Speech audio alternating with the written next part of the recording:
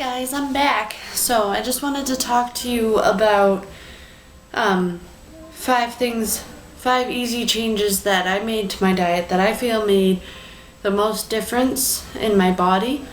And I also want to mention just real quick, obviously most of you know this, but I am not a licensed professional. I'm not a nutritionist. These are just things that I've researched in my own time that I have found to be extremely helpful and that have made the most difference in my personal,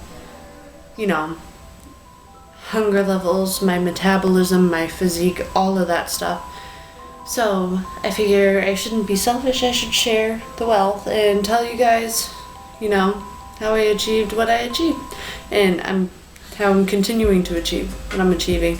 I don't know exactly how much I weigh right now. I went to weigh myself at the gym, and as I said in my previous video, I don't weigh myself frequently, so I don't own a scale because I don't want to deter myself. But when I'm sure that there's a difference, I'll step on the scale to see how much, And but I went to weigh myself at the gym and the battery was dead, so I'm taking that as a sign that it's just not time yet.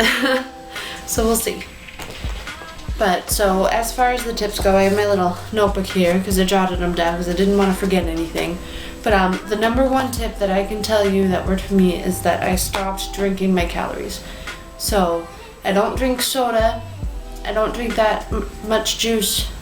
Every once in a while I'll splurge and have some juice. I don't drink really anything very often except for I have black coffee. Which, I know that's kind of drastic, so if you can't drink black coffee, don't beat yourself up over it. It doesn't really matter. But definitely no soda, because soda is extremely high in calories, firstly. And then secondly, it has high fructose corn syrup, most of it does, and if it doesn't, then it still has a bunch of sugar. And sugar, from things like soda or sweets, is not the same as sugar from fruit. That's something I want to clarify right there. So sugar from fruit you'll use for energy and stuff like that, but sugar that you get from like sweets or sodas or sugary juices are just going to turn straight to fat in your body because your body can't use it. So why are you going to do that to yourself? You know what I mean? And then I also just want to talk for a minute in that about artificial sweeteners. So things like Splenda or Equal. So this groups into diet sodas because although diet sodas are lower in calories, sometimes 0 calories, they have artificial sweeteners like aspartame or Splenda or Equal and all that. And all that does is make you hungry because it tricks your body into thinking that you're getting sugar when you're not. So then your body is expecting it and doesn't get it and automatically starts telling you to eat more, which, why are you going to have a diet soda if it's going to make you hungry? That's kind of counterproductive, don't you think? Alright, so that's it for number 1. Number 2, I changed from vegetable oil and canola oil to coconut oil or olive oil. Now, you can't cook with olive oil, which I never knew. Like, I used to always cook with olive oil, and then I found out that it turns toxic in the body after it reaches a certain temperature.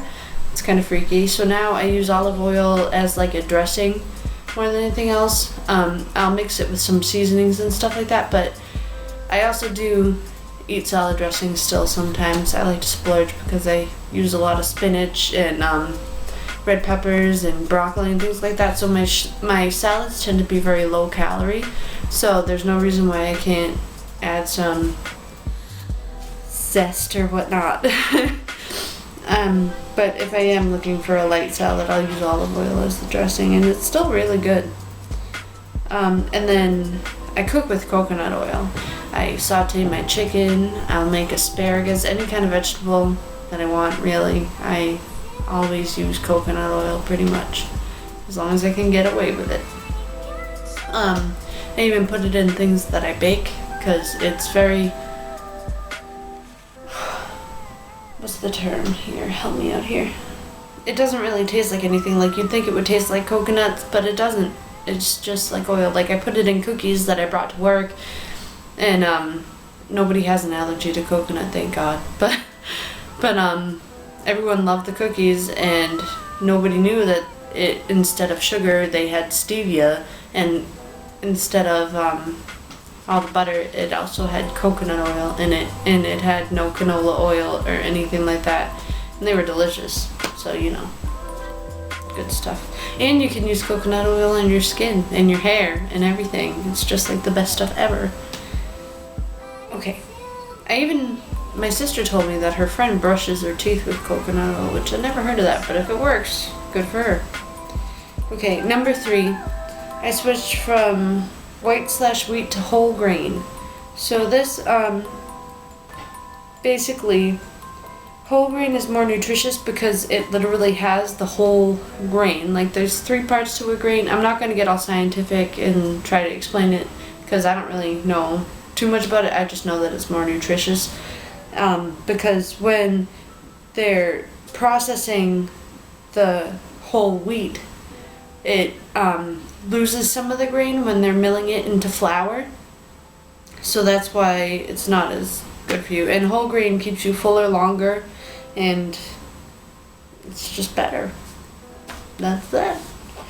Okay. And then number 4, I switched from margarine to real butter. So I still don't use that much butter, but if I am going to use butter, I use real butter, because butter contains saturated fat, which, like coconut oil, which I forgot to mention actually, it helps the body to metabolize fat. So that's like a win-win. I mean, I'm not saying go eat sticks of butter, because obviously butter still is high in fat, so you have to watch it. But I mean, in moderation, butter's better for you than margarine, because your body doesn't know how to break margarine down because it's not real, so then it just stores it as fat. And so what's the point? Might as well have butter, right? And then I stopped. Number 5, the best tip I can give you is that I stopped going for fat-free / low fat, because these products have more sugar, and sugar turns into fat in the body. And why do you want that? Like, it's so silly, because when they take all the fat out, the food tastes like crap. So they're like, oh man, well, let's just add a bunch of sugar to make it taste better. So then they do, and it's really not better. It's worse. It's gross. So that's basically how it is. Like, that's a mistake that I was making a lot, is that I was eating, I would get like fat-free crackers and expect nothing to happen when I ate the entire box. Like, duh. Not true. Or fat-free frozen yogurt. If you look, so I have the option when I'm in the grocery store. I eat frozen yogurt instead of ice cream, and I have the option to get fat-free, or I have the option to get normal. Alrighty. Sorry about that, guys. I ran out of space. But as I was saying, when I'm at the grocery store, I have the option to get fat-free frozen yogurt, or I can get the normal fat ones. And I always go for that because it has way less sugar. And, yeah, there's a little bit of fat, so, but it doesn't hurt. It's better to have the fat in than to have it so processed that it's like, and I mean, I'm not making sense. I'm sorry. I'm like trying to explain this, and it's like working in my head, but then I'm trying to talk and it's like, but basically, if you do it yourself, test it yourself, go to the grocery store and look at fat-free ice cream even, and look at the sugar content of fat-free ice cream, and then look at the sugar content of normal ice cream, and you're gonna see that 9 times out of 10 the fat-free one has like at least 24 grams of sugar, which is an awful lot of sugar.